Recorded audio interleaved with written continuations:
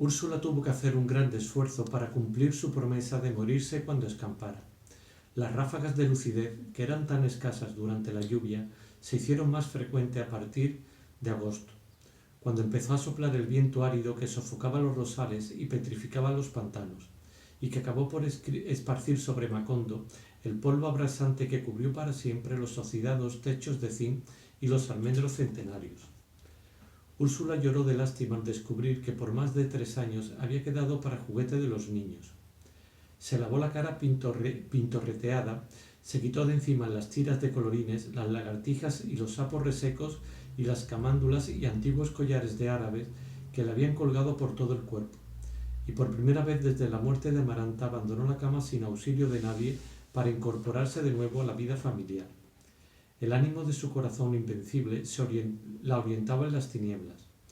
Quienes repararon en sus trastabilleos y tropezaron con su brazo arcangélico siempre alzado a la altura de la cabeza, pensaron que a duras penas podía con su cuerpo, pero todavía no creyeron que estaba ciega. Ella no necesitaba ver para darse cuenta de que los canteros de flores, cultivados con tanto esmero desde la primera reconstrucción, habían sido destruidos por la lluvia y arrasados por las excavaciones de Aureliano II, y que las paredes y el cemento de los pisos estaban cuarteados, los muebles flojos y descoloridos, las puertas desquiciadas y la familia amenazada por un espíritu de resignación y pesadumbre que no hubiera sido concebible en sus tiempos. Moviéndose a tientas por los dormitorios vacíos, percibía el trueno continuo del comején taladrando las maderas, y el tijereteo de la polilla en los roperos, y el estrépito devastador de las enormes hormigas coloradas que habían prosperado en el diluvio y estaban socavando los cimientos de la casa. Un día abrió el baúl de los santos, y tuvo que pedir auxilio a Santa Sofía de la Piedad para quitarse de encima las cucarachas que saltaron del interior y que ya habían pulverizado la ropa. No es posible vivir en esta negligencia, decía. A este paso terminaremos devorados por las bestias. Desde entonces no tuvo un instante de reposo. Levantada desde antes del amanecer, recurría a quien estuviera disponible, inclusive a los niños. Puso al sol las escasas ropas que todavía estaban en condiciones de ser usadas. Ahuyentó las cucarachas con sorpresivos asaltos de insecticida. Raspó las venas del comején en puertas y ventanas y asfixió con cal viva a las hormigas en sus madrigueras.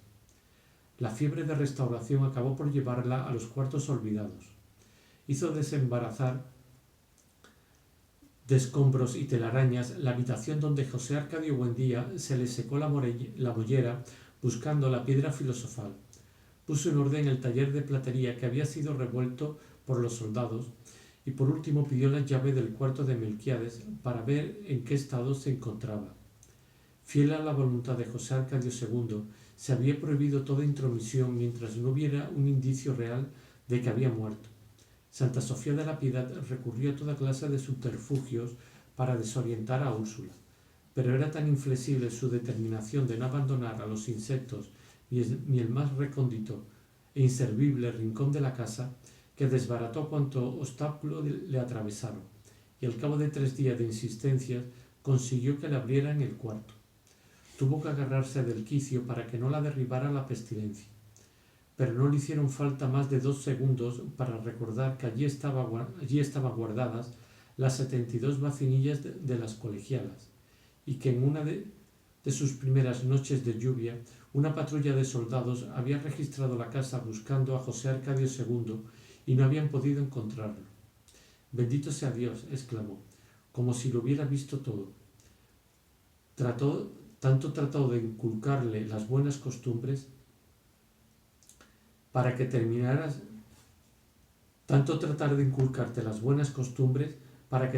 viviendo como un puerco. José Arcadio II seguía releyendo los pergaminos.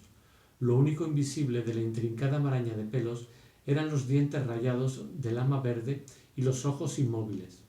Al reconocer la voz de la bisabuela, movió la cabeza hacia la puerta. Trató de sonreír y sin saberlo repitió una antigua frase de Úrsula.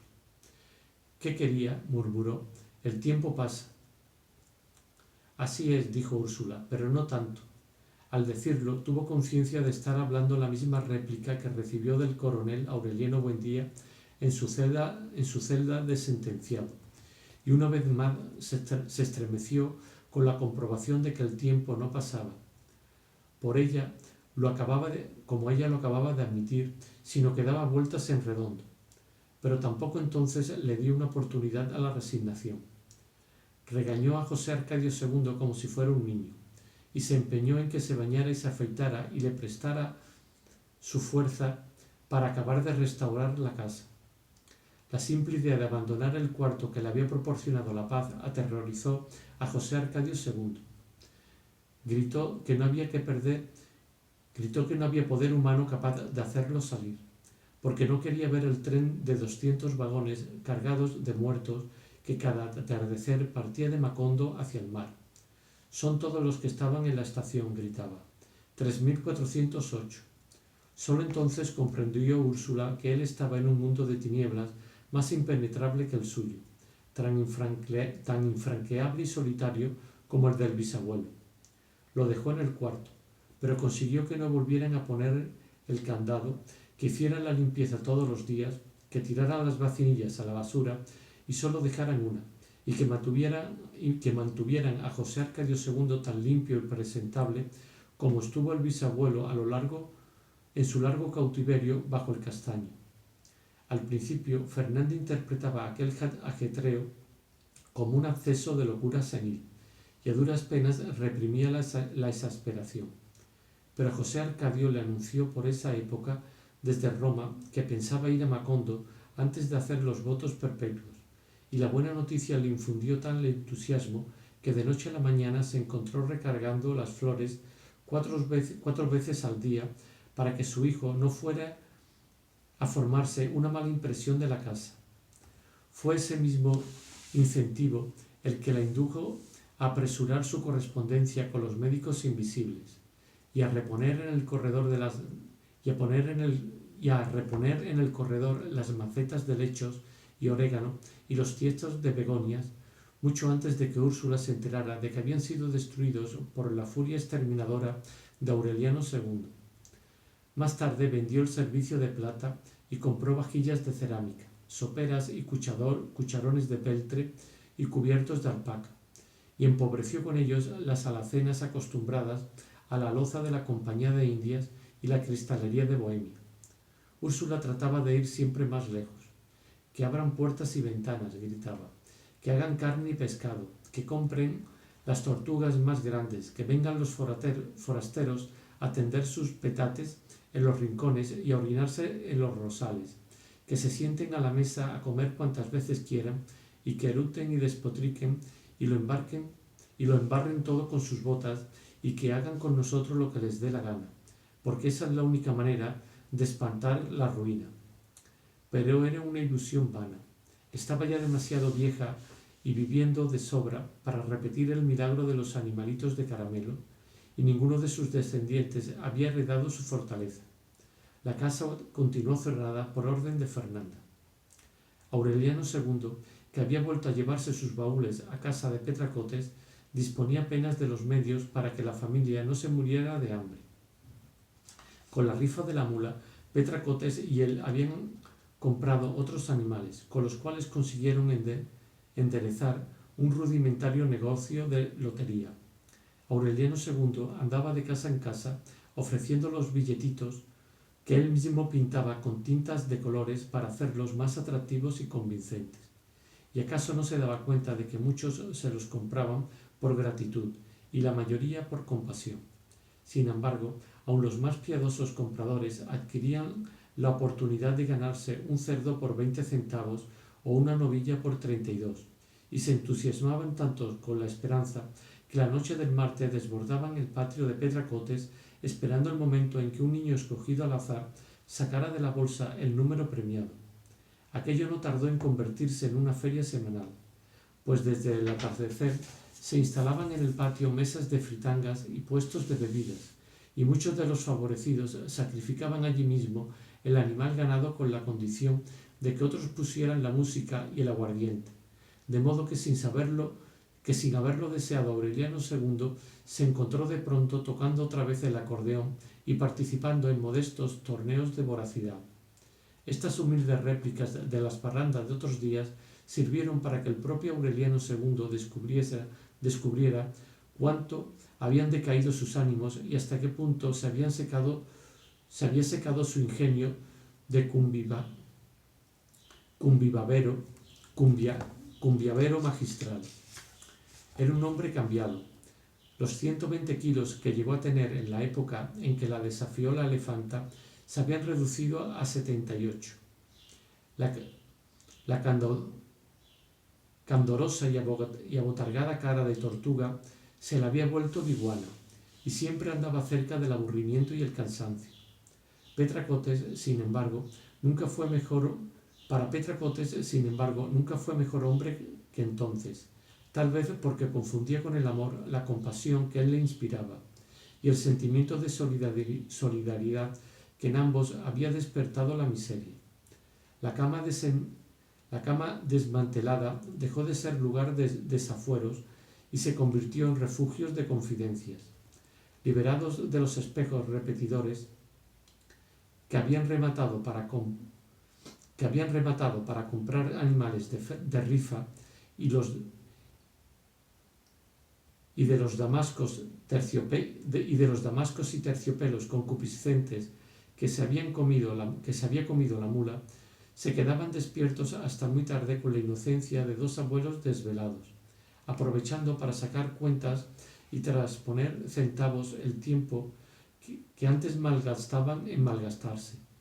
A veces los sorprendían los primeros gallos haciendo y deshaciendo montoncitos de monedas, quitando un poco de aquí para ponerlo allá, de modo que esto alcanzara para contentar a Fernanda, y aquello para los zapatos de Amaranta Úrsula, y esto otro para Santa Sofía de la Piedad, que no estrenaba un traje desde los tiempos del ruido, y esto para mandar hacer el cajón si se moría Úrsula, y esto para el café que subía 1 centavo por libra cada 3 meses, y esto para el azúcar que cada vez endulzaba menos, y esto para la leña que todavía estaba mojada por el diluvio, y esto otro para el papel y la tinta de colores de los billetes, y aquello que sobraba para ir amortizando el valor de la ternera de abril, de la cual milagrosamente salvaron el cuerpo, porque le dio carbunco sintomático cuando estaban vendidos casi todos los números de la rifa. Eran tan puras aquellas misas de pobreza que siempre destinaban la mejor parte para Fernanda, y no lo hicieron nunca por remordimiento ni por caridad, sino porque su bienestar les importaba más que el de ellos mismos. Lo que en verdad les ocurría, aunque ninguno de los dos se daba cuenta, era que ambos pensaban en Fernanda como en la hija que hubieran querido tener y no tuvieron, hasta el punto de que en cierta ocasión se resignaron a comer a Zamorra por 3 días para que ella pudiera comprar un mantel holandés. Sin embargo, por más que se mataban trabajando, por mucho dinero que escamotearan y muchas triquiñuelas que concibieran, los ángeles de la guarda se les dormían de cansancio, mientras ellos ponían y quitaban monedas tratando de que siquiera les alcanzaran para vivir. En el insomnio que les dejaban las malas cuentas, se preguntaban qué había pasado en el mundo para que los animales no parieran con el mismo desconcierto de antes, por qué el dinero se desbarataba en las manos, y por qué la gente que hacía poco tiempo quemaba mazos de billete en la cumbiamba consideraba que era un asalto en despoblado cobrar 12 centavos por la rifa de 6 gallinas.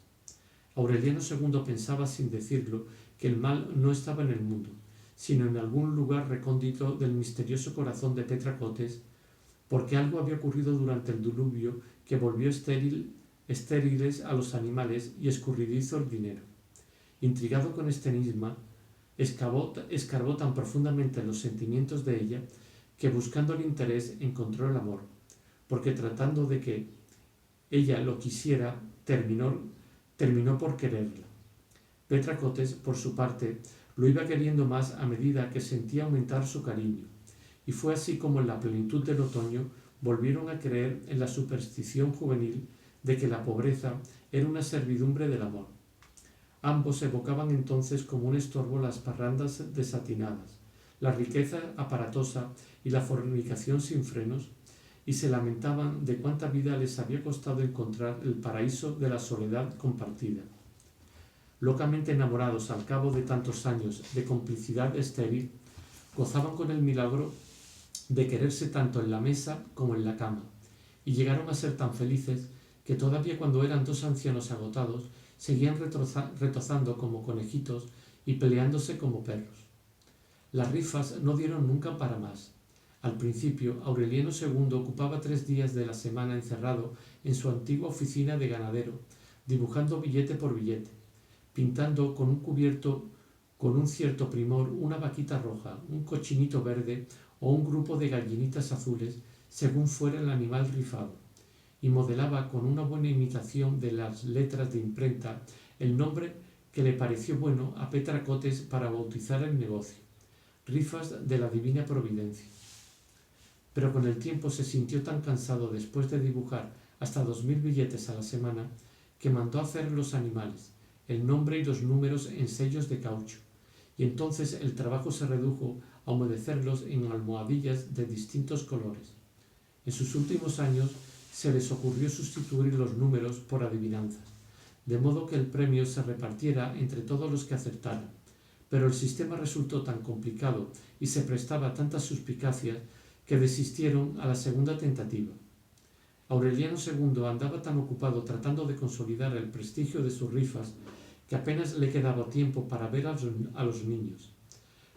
Fernanda puso a Amaranta Úrsula en una escuelita privada donde no se recibían más de 6 alumnas, pero se negó a permitir que Aureliano asistiera a la escuela pública. Consideraba que ya había cedido demasiado al aceptar que abandonara el cuarto. Además, en las escuelas de esa época solo se recibían hijos legítimos de matrimonios católicos, y en el certificado de nacimiento que había emprendido con una nodriza en la batita de Aureliano cuando lo mandaron a la casa, estaba registrado como expósito, de modo que se quedó encerrado a merced de la vigilancia caritativa de Santa Úrsula de la Piedad y de las alternativas mentales de Úrsula, descubriendo el estrecho mundo de la casa según se lo explicaban las abuelas.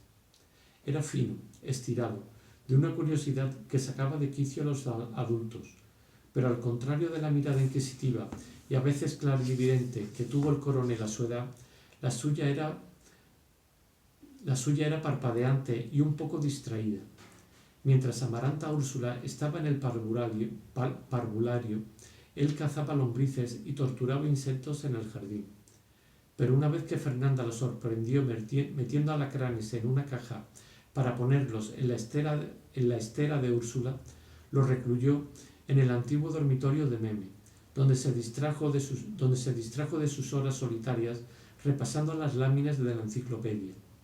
Allí lo encontró Úrsula una tarde en que andaba asperjando la casa con agua serenada y un ramo de ortigas, y a pesar de que había estado con él muchas veces, le preguntó quién era. «Soy Aureliano Buendía», dijo él. «Es verdad», replicó ella, «ya es hora de que empieces a aprender la platería». Lo volvió a confundir con su hijo, porque el viento cálido que sucedió al diluvio infundió en el cerebro de Úrsula ráfagas eventuales de lucidez había acabado de pasar.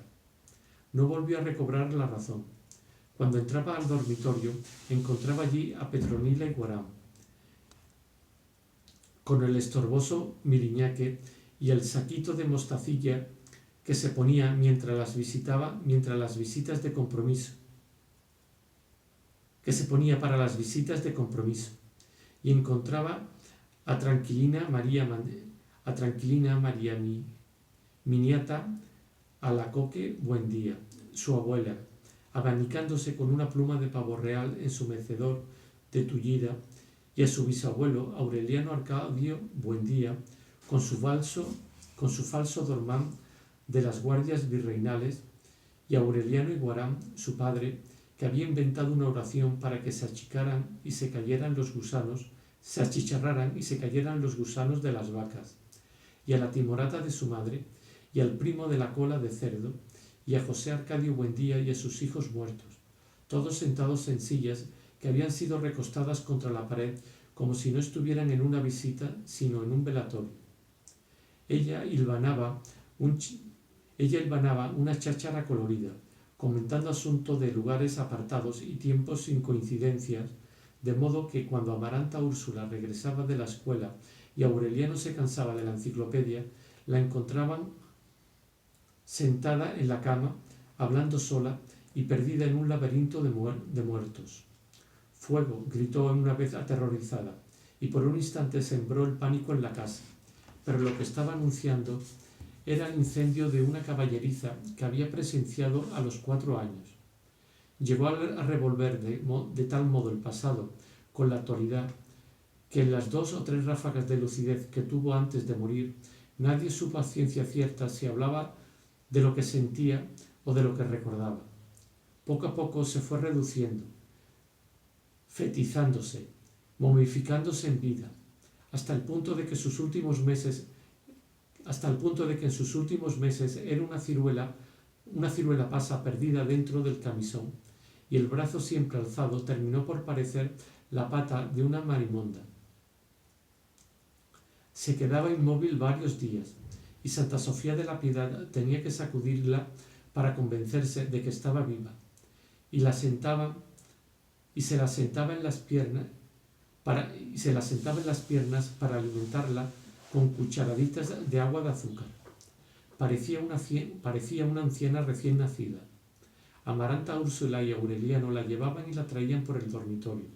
La acostaban en el altar para ver que era apenas más grande que el niño Dios. Y una tarde la escondieron en un armario del granero donde hubieran podido comérsela las ratas. Un domingo de Ramos entraron al dormitorio mientras Fernanda estaba en misa y cargaron a Úrsula por la nuca y los tobillos. «Pobre tatarabuelita», dijo Amaranta a Úrsula, «se nos murió de vieja». Úrsula se sobresaltó. «Estoy viva», dijo. «Ya ves», dijo Amaranta a Úrsula, reprimiendo la risa. «Ni siquiera respira». «Estoy hablando», gritó Úrsula. «Ni siquiera habla», dijo Aureliano. «Se murió como un grillito». Entonces Úrsula se rindió a la evidencia. «Dios mío», exclamó en voz baja, «de modo que esto es la muerte». Inició una oración interminable, atropellada, profunda, que se prolongó por más de 2 días, y que el martes había degenerado en un revoltijo de súplicas a Dios y de consejos prácticos para que las hormigas coloradas no tumbaran la casa, para que nunca dejaran apagar la lámpara frente al daguerrotipo de remedios y para que cuidaran de que ningún buen día se fuera a casarse con alguien de su misma sangre, porque nacían los hijos con cola de puerco. Aureliano II trató de aprovechar el delirio para que le confesara dónde estaba el oro enterrado, pero otra vez fueron inútiles las súplicas. «Cuando aparezca el dueño», dijo Úrsula, Dios ha de iluminarlo para que lo encuentre». Santa Sofía de la Piedad tuvo la certeza de que la encontraría muerta de un momento a otro, porque observaba en esos días un cierto aturdimiento de la naturaleza, que las rosas olían a quenopodio, que se le cayó una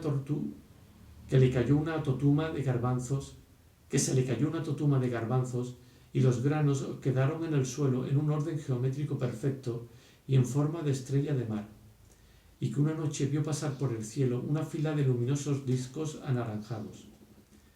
Amaneció muerta el Jueves Santo. La última vez que la habían ayudado a sacar la cuenta de su edad por los tiempos de la compañía bananera, la habían calculado en los 115 años, en los 115 y los 122 años. La enterraron en una cajita que era apenas más grande que una canastilla en que fue llevado en una cajita que era apenas más grande que la canastilla en que fue llevado Aureliano, y muy poca gente asistió al entierro, en parte porque no eran muchos quienes se acordaban de ella, y en parte porque ese mediodía hubo tanto calor que los pájaros desorientados se estrellaban como perdigones contra las paredes y rompían las mallas metálicas de las ventanas para morirse en los dormitorios. Al principio se creyó que era una peste. Las amas de casa se agotaban de tanto barrer pájaros muertos, sobre todo a la hora de la siesta, y los hombres los echaban al río por carretadas. El domingo de resurrección, el centenario padre Antonio Isabel afirmó en el púlpito que la muerte de los pájaros obedecía a la mala influencia del judío errante, que él mismo había visto la noche anterior. Lo describió como un híbrido de macho cabrío cruzado con hembra hereje, una bestia infernal cuyo aliento calcinaba el aire y cuya vista determinaría la concepción de engendro por las recién casadas. No fueron muchos quienes prestaron atención a su plática apocalíptica, porque el pueblo estaba convencido de que el párroco desvariaba a causa de la edad. Pero una mujer despertó a todos al amanecer del miércoles porque encontró unas huellas de bípedo de pezuña hendida. Eran tan ciertas e inconfundibles que quienes fueron a verlas no pusieron en duda la existencia de una criatura espantosa semejante a la descrita por el párroco, y se asociaron para montar trampas en sus patios. Fue así como lograron la captura. 2 semanas después de la muerte de Úrsula, Petra Cotes y Aureliano II despertaron sobresaltados por un llanto de becerro descomunal que les llegaba del vecindario. Cuando se levantaron, ya un grupo de hombres estaban desensartando al monstruo de las afiladas varas que habían parado en el fondo de una fosa cubierta con hojas secas y había dejado. Cuando se levantaron, ya un grupo de hombres estaba desensartando al monstruo de las afiladas varas que habían parado en el fondo de una fosa cubierta con hojas secas y había dejado de berrear. Pesaba como un buey, a pesar de que su estatura no era mayor que la de un adolescente, y de sus heridas manaba una sangre verde y untuosa. Tenía el cuerpo cubierto de una pelambre áspera, plagada de garrapatas menudas, y el pellejo petrificado con una costra de rémora, pero al contrario de la descripción del párroco, sus partes humanas eran más de ángel valetudinario que de hombre, porque las manos eran tersas y hábiles, los ojos grandes y crepusculares, y tenía en los omóplatos los muñones cicatrizados y callosos de unas alas potentes, que debieron de ser desbastadas con hachas de labrador. Lo colgaron por los tobillos en un almendro de la plaza, para que nadie se quedara sin verlo, y cuando empezó a pudrirse lo incineraron en una hoguera, porque no se pudo determinar si su naturaleza bastarda era de animal para echar en el río o de cristiano para sepultar. Nunca se estableció si en realidad fue por él que se murieron los pájaros, pero las recién casadas no concibieron los engendros anunciados ni disminuyó la intensidad del calor. Rebeca murió a finales de ese año. Argénida, su criada de toda la vida, pidió ayuda a las autoridades para derribar la puerta del dormitorio donde su patrona estaba encerrada desde hacía 3 días, y la encontraron en la cama solitaria, enroscada como un camarón, con la cabeza pelada por la tiña y el pulgar metido en la boca. Aureliano II se hizo cargo del entierro y trató de restaurar la casa para venderla, pero la destrucción estaba tan encarnizada en ella que las paredes se desconchaban acabadas de pintar, y no hubo argamasa bastante gruesa para impedir que la cizaña triturara los pisos y la hiedra pudriera los horcones. Todo andaba así desde el diluvio. La desidia de la gente contrastaba con la voracidad del olvido, que poco a poco iba carcomiendo sin piedad los recuerdos, hasta el extremo de que por esos tiempos, en un nuevo aniversario del Tratado de Neerlandia, llegaron a Macondo unos emisarios del presidente de la República para entregar por fin la condecoración varias veces rechazada por el coronel Aureliano Buendía, y perdieron toda una tarde buscando a alguien que les indicara dónde podían encontrar a alguno de sus descendientes. Aureliano II estuvo tentado de recibirla, creyendo que era una medalla de oro macizo, pero Petra Cotes lo persuadió de la indignidad cuando ya los emisarios aprestaban bandos y discursos para la ceremonia. También por esa época volvieron los gitanos, los últimos herederos de la ciencia de Melquíades, y encontraron el pueblo tan acabado y a sus habitantes tan apartados del resto del mundo que volvieron a meterse en las casas arrastrando fierros imantados como si de veras fueran el último descubrimiento de los sabios babilonios. Y volvieron a concentrar los rayos solares sobre la lupa gigantesca, y no faltó quien se quedara con la boca abierta viendo caer peroles y rodar calderos, y quienes pagaran 50 centavos para asombrarse con una gitana que se agitaba y se ponía la dentadura postiza. Un desvencijado tren amarillo que no traía ni llevaba a nadie y que apenas se detenía en la estación desierta era lo único que quedaba del tren multitudinario en el cual enganchaba el señor Brown su vagón con techo de vidrio y poltronas de obispo, y de los trenes fruteros de 120 vagones que demoraban pasando toda una tarde. Los delegados curiales que habían ido a investigar el informe sobre la extraña mortandad de los pájaros y el sacrificio del judío errante encontraron al padre Antonio Isabel jugando con los niños a la gallina ciega, y creyendo que su informe era producto de una alucinación senil, se lo llevaron a un asilo. Poco después mandaron al padre Augusto Ángel, un cruzado de las nuevas hornadas, intransigente, audaz, temerario, que tocaba personalmente las campanas varias veces al día para que no se aletargaran los espíritus, y que andaba de casa en casa despertando a los dormilones para que fueran a misa.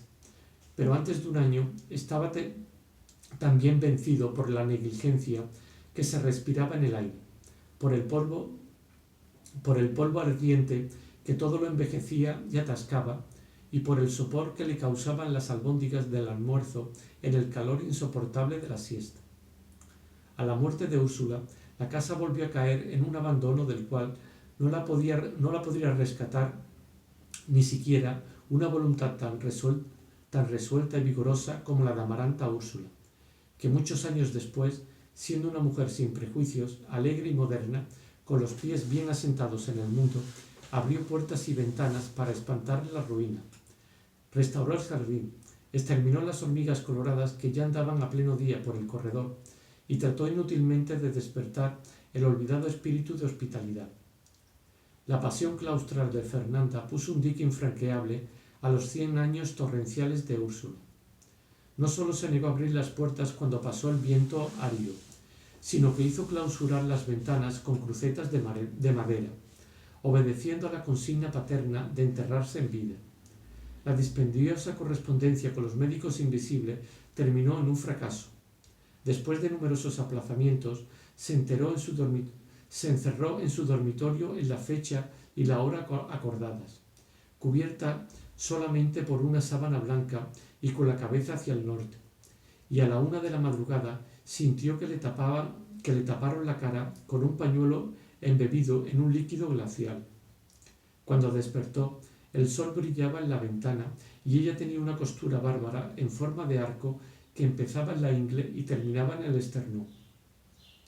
Pero antes de que cumpliera el reposo previsto, recibió una carta desconcertada de los médicos invisibles, quienes decían haberla registrado durante 6 horas sin encontrar nada que correspondiera a los síntomas tantas veces y tan escrupulosamente descritos por ella.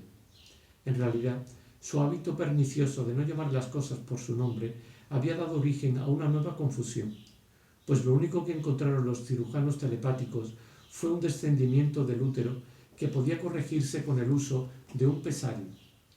La desilusionada Fernanda trató de obtener una información más precisa, pero los corresponsales ignotos no volvieron a contestar sus cartas. Se sintió tan agobiada por el peso de una palabra desconocida que decidió amordazar la vergüenza para preguntar qué era un pesario, y solo entonces supo que el médico francés se había colgado de una viga 3 meses antes y había sido enterrado contra la voluntad del pueblo por un antiguo compañero de armas del coronel Aureliano Buendía.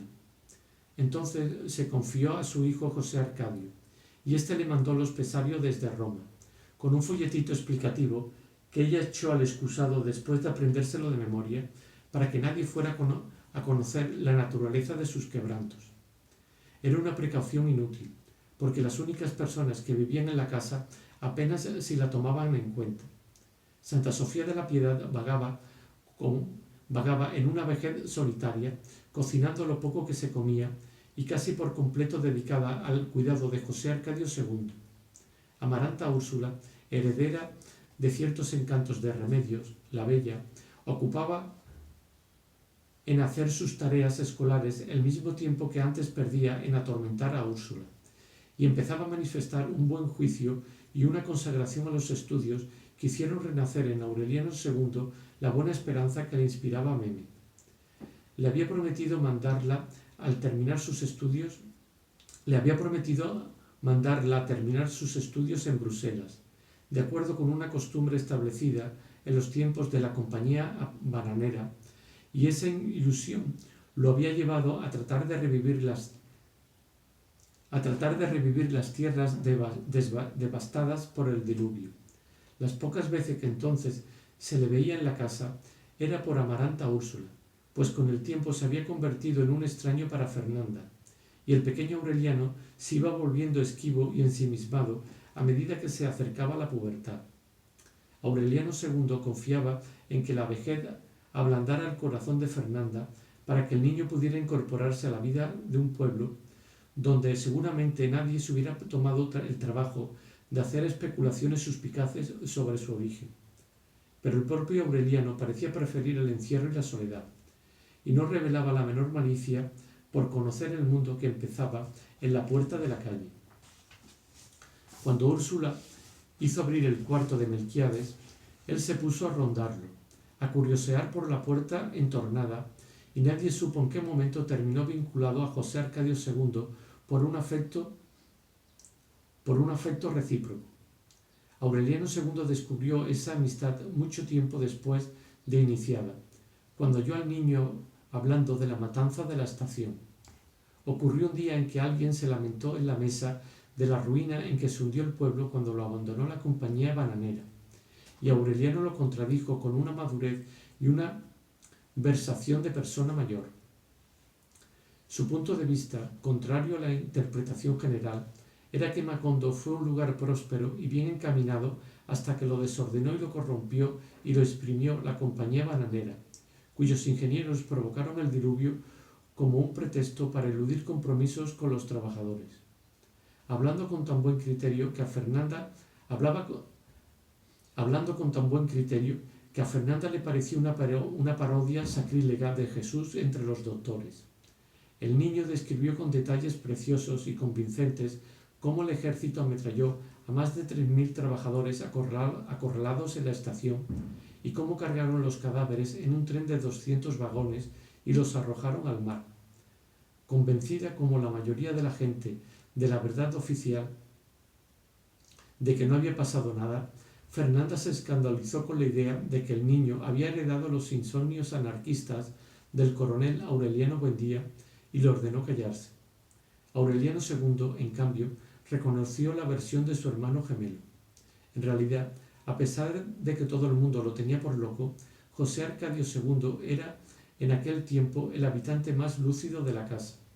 Enseñó al pequeño Aureliano a leer y a escribir.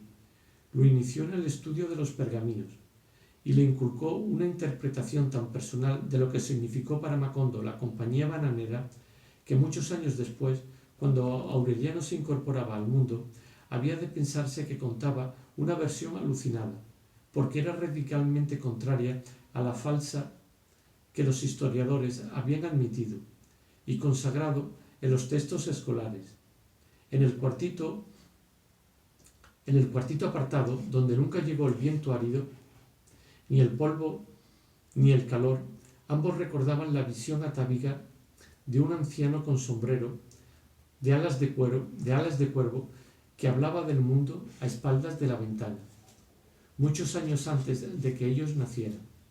Ambos descubrieron al mismo tiempo que allí siempre era marzo y siempre era lunes, y entonces comprendieron que José Arcadio Buendía no estaba tan loco como contaba la familia, sino que era el único que había dispuesto de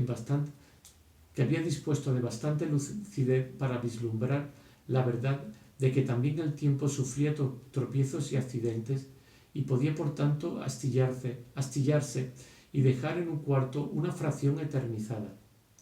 José Arcadio II había logrado además clasificar las letras crípticas de los pergaminos. Estaba seguro de que correspondían a un alfabeto de 47 a 53 caracteres, que separados parecían arañitas y garrapatas, y que en la primorosa caligrafía de Melquíades parecían piezas de ropa puestas a secar en un alambre. Aureliano recordaba haber visto una tabla semejante en la enciclopedia inglesa, así que la llevó al cuarto para compararla con la de José Arcadio II. Eran iguales, en efecto. Por la época en que se le ocurrió la lotería de adivinanzas, Aureliano II despertaba con un nudo en la garganta, como si estuviera reprimiendo las ganas de llorar. Petra Cotes lo interpretó como uno de los tantos trastornos provocados por la mala situación, y todas las mañanas, durante más de un año, le tocaba el paladar con un hisopo de miel de abeja y le daba jarabe de rábano. Cuando el nudo de la garganta se le hizo tan opresivo que le costaba trabajo respirar, Aureliano II visitó a Pilar Ternera por si ella conocía alguna hierba de alivio.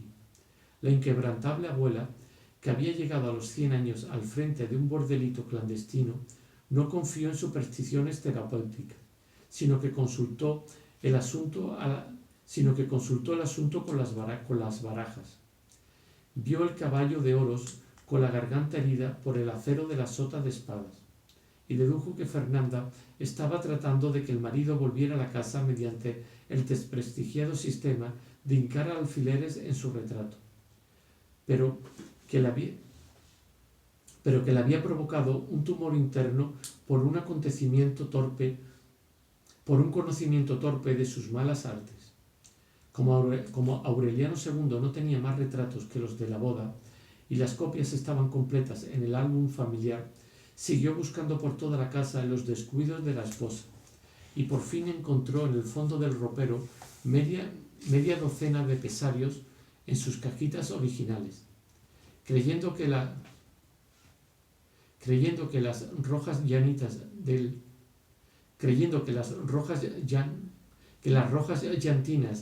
de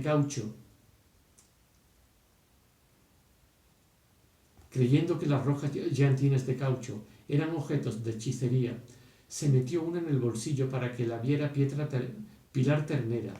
Ella no pudo determinar su naturaleza, pero le pareció tan sospechosa que de todos modos se hizo llevar la media docena y las quemó en una hoguera que prendió en el patio. Para conjurar el supuesto maleficio de Fernanda, le indicó a Aureliano II que mojara una gallina clueca y la enterrara viva bajo el castaño. Y él lo hizo de tan buena fe que cuando acabó de disimular con hojas secas la tierra removida, ya sentía que respiraba mejor. Por su parte, Fernanda interpretó la desaparición como una represalia de los médicos invisibles, y se cosió en la parte interior de la camisola una faldriquera de jareta, donde guardó los pesarios nuevos que le mandó su hijo. 6 meses después del enterramiento de la gallina, Aureliano II despertó a medianoche con un acceso de tos y sintiendo que lo estrangulaban por dentro con tenazas de cangrejo. Fue entonces cuando comprendió que por muchos pesarios mágicos que destruyera y muchas gallinas de conjuro que remojara, la única y triste verdad es que se estaba muriendo. No se lo dijo a nadie. Atormentado por el temor de morirse sin mandar a Bruselas a Amaranta Úrsula, trabajó como nunca lo había hecho, y en vez de una hizo 3 rifas semanales.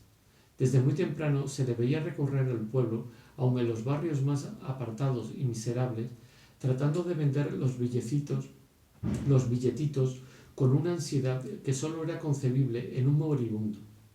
Aquí está la divina providencia, pregonaba. No la dejen ir, que sólo llega una vez cada 100 años. Hacía conmovedores esfuerzos por parecer alegre, simpático, locuaz, pero bastaba verle el sudor y la palidez para saber que no podía con su alma. A veces se desviaba por perdidos baldíos, donde nadie lo viera, y se sentaba un momento a descansar de las tenazas que lo despedazaban por dentro. Todavía a la medianoche estaba en el barrio de Tolerancia, tratando de consolar con prédicas de buena suerte a las mujeres solitarias que sollozaban junto a las vitrolas.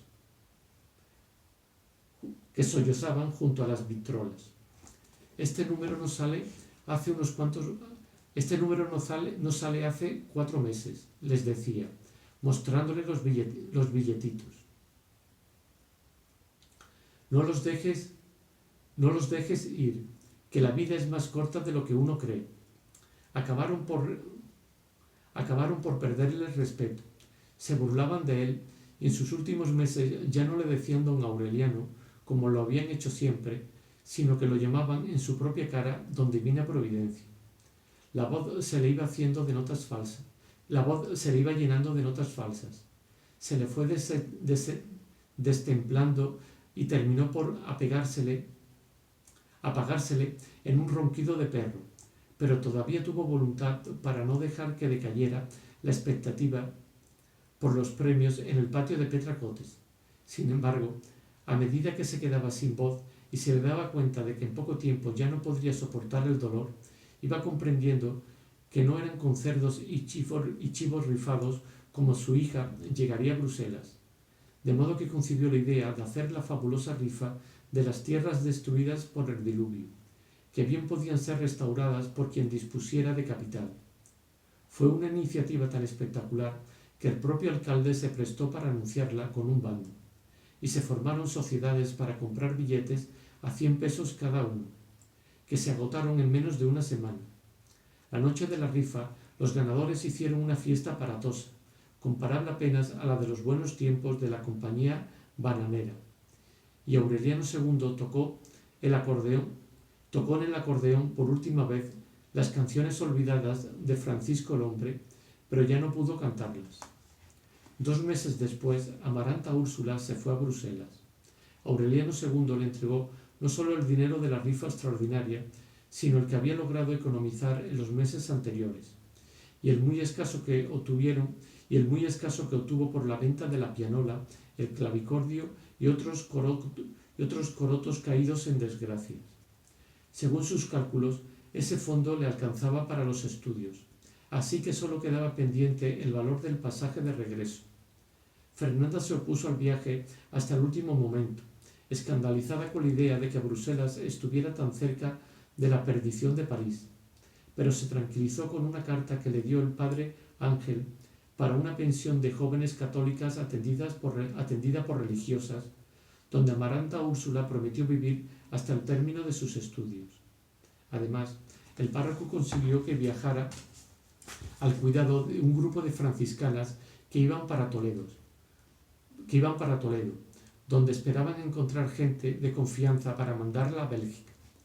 Mientras adelantaba la apresurada correspondencia que hizo posible esta coordinación, Aureliano II, ayudado por Petracotes, se ocupó del viaje de Amaranta Úrsula. La noche en que prepararon uno de los baúles nupciales de Fernanda, las cosas estaban tan bien dispuestas que la estudiante sabía de memoria cuáles eran los trajes y las babuchas de pana con que debía hacer la travesía del Atlántico, y el abrigo de paño azul con botones de cobre y los zapatos de cordobán con que debía desembarcar.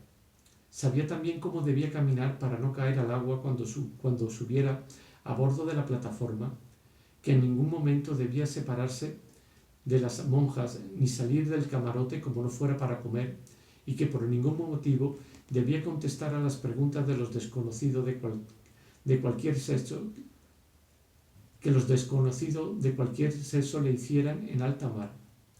Llevaba un frasquito con gotas para el mareo y un cuaderno escrito de su puño y letra por el padre Ángel con 6 oraciones para conjurar la tempestad. Fernanda le fabricó un cinturón de lona para que guardara el dinero y le indicó la forma de usarlo ajustado al cuerpo, de modo que no tuviera que quitárselo ni siquiera para dormir. Trató de regalarle la vacinilla de oro lavada con lejía y desinfectada con alcohol, pero Amaranta Úrsula la rechazó por miedo de que se burlaran de ella sus compañeras de colegio. Pocos meses después, a la hora de la muerte, Aureliano II había de recordarla como la vio la última vez, tratando de bajar sin conseguirlo el cristal polvoriento del vagón de segunda clase para escuchar las últimas recomendaciones de Fernanda. Llevaba un traje de seda rosada, con un ramito de pensamientos artificiales en el broche del hombro izquierdo, los zapatos de cordobán con trabilla y tacón bajo, y las medias satinadas con ligas elásticas en las pantorrillas. Tenía el cuerpo menudo, el cabello suelto y largo y los ojos vivaces que tuvo Úrsula a su edad, y la forma en que se despedía, sin llorar pero sin sonreír, revelaba la misma fortaleza de carácter.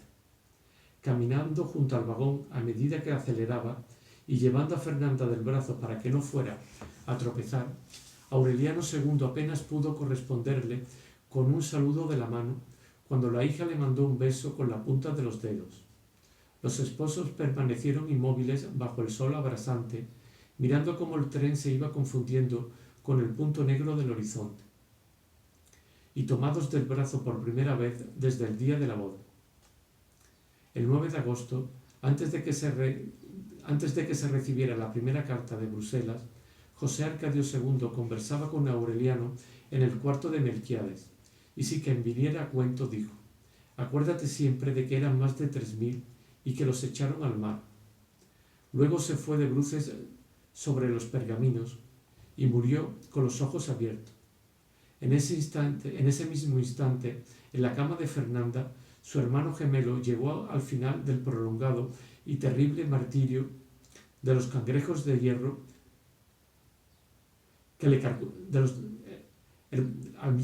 llegó al mismo final del prolongado y terrible martirio de los cangrejos de hierro que le carcomieron la garganta. Una semana antes había vuelto a casa, sin voz, sin aliento y casi con los puros huesos, con los baúles trashumantes y su acordeón de perdulario, para cumplir la promesa de morir junto a la esposa. Petra Cotes lo ayudó a recoger sus ropas y lo despidió sin derramar una lágrima, pero olvidó darle los zapatos de charol que él quería llevar en el ataúd, de modo que cuando supo que había muerto, se vistió de negro, envolvió los botines en un periódico y le pidió permiso a Fernanda para ver el cadáver. Fernanda no la dejó pasar de la puerta. «Póngase en mi lugar», suplicó Petra Cotes. «Imagínese cuándo lo habré querido para soportar esta humillación». «No hay humillación que no merezca una concubina», replicó Fernanda. «Así que espera que se muera otro de los tantos para ponerle esos botines». En cumplimiento de su promesa, Santa Sofía de la Piedad degolló con un cuchillo de cocina el cadáver de José Arcadio II para asegurarse de que no lo enterraran vivo. Los cuerpos fueron puestos en ataúdes iguales, y allí se vio que volvían a ser idénticos en la muerte, como lo fueron hasta la adolescencia. Los viejos compañeros de parranda de Aureliano II pusieron sobre su caja una corona que tenía una cinta morada con un letrero: «Apártense vacas, que la vida es corta». Fernanda se indignó tanto con la irreverencia que mandó tirar la corona en la basura. En el tumulto de la última hora, los borrachitos tristes que los sacaron de la casa confundieron los ataúdes y los enterraron en tumbas equivocadas.